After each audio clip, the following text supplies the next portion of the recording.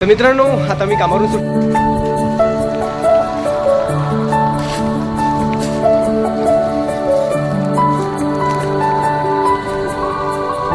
आज टँकर मागवणार होतो, पण उशीर खूप झाला आहे, त्याच्यामुळे आता टँकर मागवू शकत नाही.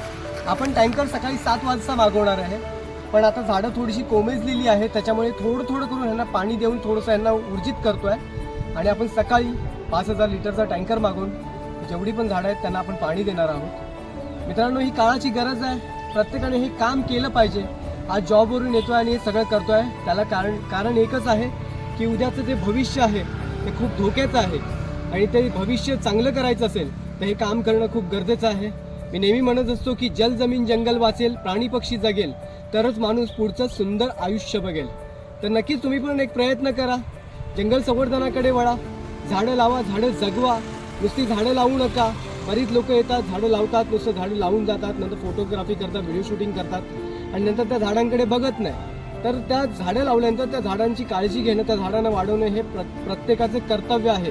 ही काळाची गरज आहे. आणि एक विनंती आहे, येत्या पावसाळ्यामध्ये छोटी झाडं अजिबात लावू नका. 10 फुटाची 10-12 फुटाचीच झाडं लावा, जेणेकरून 3 वर्ष त्याची फक्त काळजी करता येईल.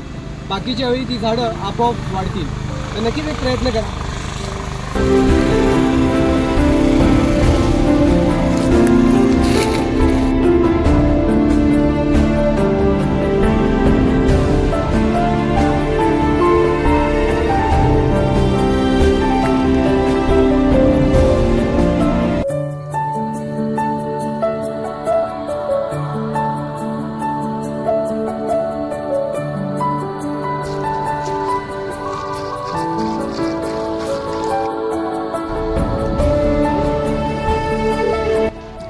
काम आवडलं असेल तर मला फॉलो करायला विसरू नका.